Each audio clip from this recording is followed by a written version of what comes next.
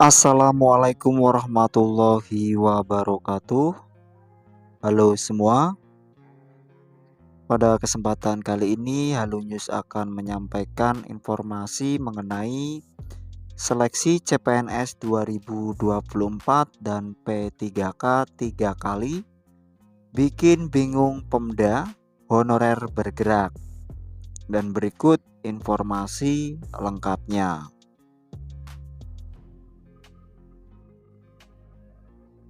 Mekanisme seleksi CPNS 2024 dan P3K 2024 yang berubah menjadi pembicaraan hangat di kalangan honorer. Menurut Ketua Umum Forum Guru Honorer Negeri lulus passing grade seluruh Indonesia, Hetty Kustrianingsih, rata-rata honorer termasuk guru prioritas 1 tengah gencar bergerak melakukan pendekatan dengan Pemda masing-masing. Misi mereka adalah mengawal pengusulan formasi CPNS dan P3K 2024 agar Pemda bisa mengajukan kebutuhan CASN kepada Kemenpan RB dalam jumlah yang maksimal. Ini masih ada waktu hingga 31 Januari 2024.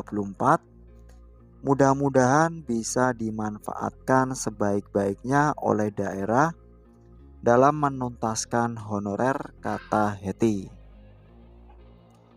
Saat sowan kepada pejabat terkait Pemda, lanjut Hetty, terungkap kegalauan Pemda terkait rencana pengadaan CASN 2024 secara besar-besaran. Pemda masih belum mengetahui bagaimana mekanisme perekrutannya, apalagi Kemenpan RB menyatakan seleksinya tahun ini bisa 3 kali. Jadi rata-rata Pemda bingung 3 kali rekrutmen ini apakah 2,3 juta dibagi 3 tahap atau bagaimana terangnya. Tidak hanya Pemda yang bingung, honorer juga jadi bertanya-tanya. Apakah modelnya akan seperti rekrutmen 1 juta P3K guru? Semua dipersilahkan mendaftar, ikut tes, tetapi penempatannya mengikuti formasi yang tersedia. Sebab, kata Hetty, penyediaan formasi 2,3 juta CPNS 2024 dan P3K 2024 agak menyulitkan Pemda. Jumlah 1,3 juta formasi P3K 2024 untuk Pemda bikin galau juga. Formasi itu akan penuh bila Pemda dibantu pusat, ucapnya. Agar informasinya tidak simpang siur, lanjut Hetty, sejumlah daerah mengagendakan sowan ke Kementerian Pendayagunaan Aparatur Negara dan Reformasi Birokrasi Kemenpan RB. Sebagai informasi, Kemenpan RB telah melaksanakan bimbingan teknis persiapan pengadaan Aparatur Sipil Negara 2024 di Jakarta pada hari Selasa, tanggal 9 Januari 2024.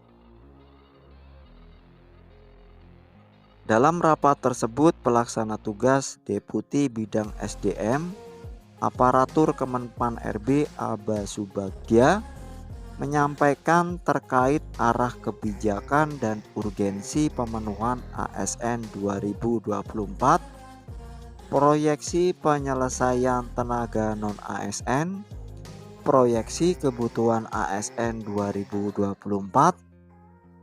optimalisasi pengisian ASN serta alur perencanaan kebutuhan ASN tahun 2024.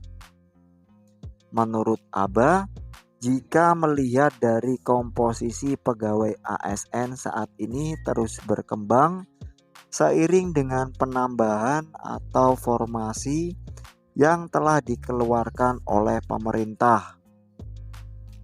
Oleh sebab itu, yang menjadi concern ini adalah bagaimana pemenuhan SDM ini dilakukan secara tepat dan sesuai kebutuhan real. Aba menguraikan tahun ini pemerintah memberi alokasi cukup besar bagi fresh graduate untuk mengikuti seleksi, baik untuk dosen, guru, tenaga kesehatan, tenaga teknis termasuk di dalamnya talenta digital, dan banyak sektor penting lainnya. Kami dorong agar instansi pemerintah baik pusat maupun daerah memanfaatkan alokasi formasi sesuai kebutuhan agar reformasi birokrasi berdampak bisa terwujud secara optimal melalui peran SDM, tuturnya.